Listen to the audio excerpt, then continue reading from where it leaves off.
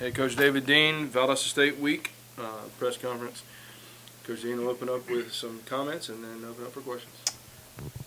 Well, reach week 11 straight weeks that we played, and it all comes down to this. Obviously, is a very huge game with a lot of postseason implications at hand. Obviously, a conference championship at hand, a peach basket at hand. There's a lot that goes on with this football game, and this is why, if you're a college football player, you want to come and be a part of these things, to play an entire season to come down to one game to win it all. And both teams, Valdosta State, West Georgia, have that at hand this weekend. So it's going to be a lot of fun. It's going to be a great atmosphere. I'm sure I've been in a lot of great games down there and know the atmosphere that they're going to bring to Bazemore Hyder Stadium. I just hope that we can match their intensity. We've got to play a very good football game. They're an outstanding football team, a lot of athletes, a lot of speed. They are obviously a team that is playing outstanding football right now, and it's going to be a heck of a challenge for us. So we're looking forward to it, and hopefully we'll go down there and play well. After last Saturday's game, you touched on, just the specialness of being 10-0.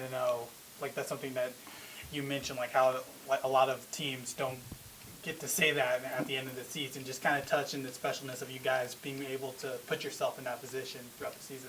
Well, it's very difficult to do that. I've coached for 32 years, and if we go back, I've only been 10-0 twice in my career in 32 years of coaching football. So this is the third time, and it is special. There's a lot of teams right now that are 9-0, and we're 10-0 because we played that extra game. And how special would it be to go to 11-0? And that's the one thing that we've talked about to our guys, that this would be a special feat that you can accomplish here, not only with all the other things that go along with it, but it's a credit to our kids. And I said this earlier in the week when I was talking with someone. You got to think back. These guys lost basically everybody on the coaching staff after last season, with the exception of Sam Gregg and Trey Queso, two offensive coaches, an offensive line coach and assistant offensive line coach. Everybody else is new, entire new defense, quarterback coach, running back coach, everybody's new. And these kids have taken us to another level, and that says a lot for them and the way they take coaching and their approach to each and every week.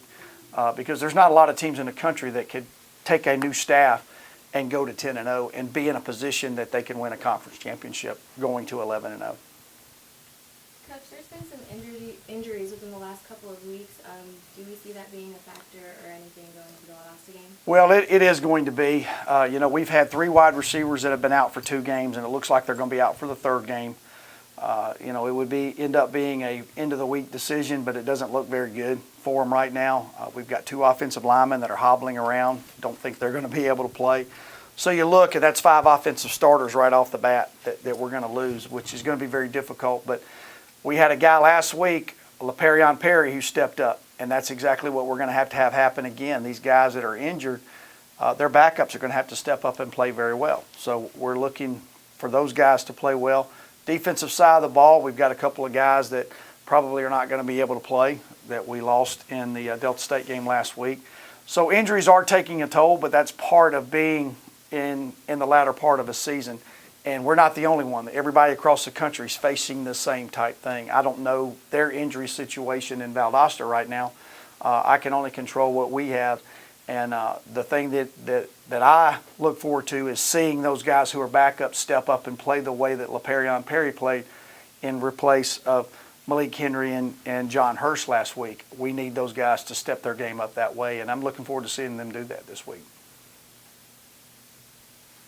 Coach, touch on Willie Candler and the special season that he's been having. It's kind of quiet, but second in the nation in completion percentage and just really having a stellar year.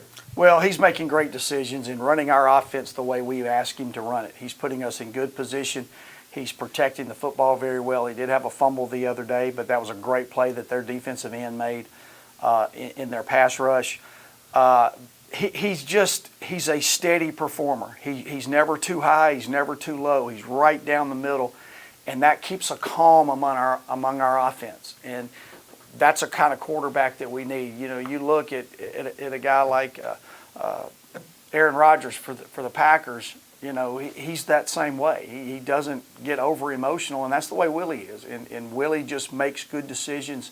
He is having a quiet year, but it's been a very, very, very productive year for us and what we have asked him to do.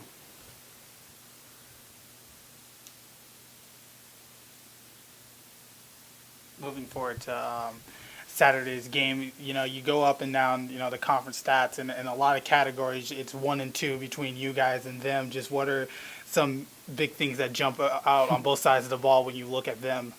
Well, that's the reason that we're 1 and 2 in the conference, or actually tied for first in the conference right now, and we'll end up 1 and 2 in the conference, is because we're having those type years. But if you look at them on film, it's speed.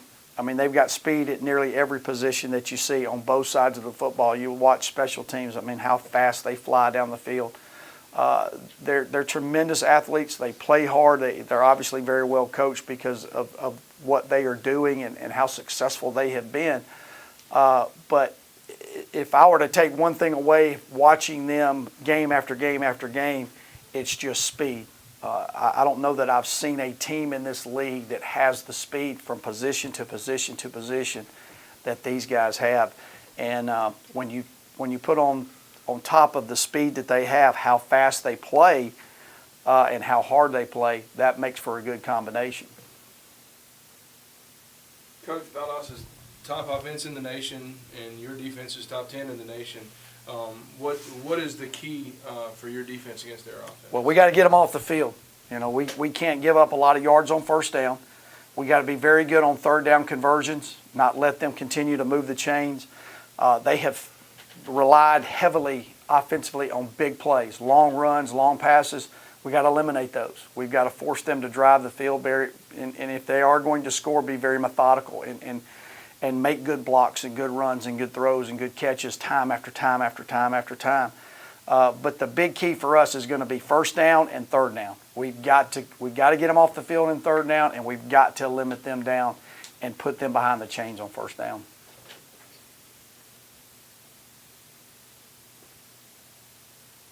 And on the other side, offensively versus their defense. Well, you know, again, it's going to be a situation where we're going to have to create big plays. They're extremely fast. They're very opportunistic, especially in the secondary. Virtually every tip ball that I've seen in games somehow or another ends up in one of their secondary's hands, and we can't allow that to happen. You know, we can't turn the ball over. We cannot give their offense free possessions. We can't do anything to allow them to have a short field to have to try to score. We got to force them to drive the length of the field. So we got to protect the football. We've got to be able to move the ball, and more importantly, in the red zone, we're not going to be able to rely on field goals. We're going to have to score touchdowns. In order to match this team in the way that they score and how quickly they score and how many they score, field goals are not going to be an option in this game. We've got to finish off drives in the red zone. We've got to make big plays, and we've got to match them score for score when they do score. In your week-by-week preparation, you've talked about in the past how this team is like even killed every single week.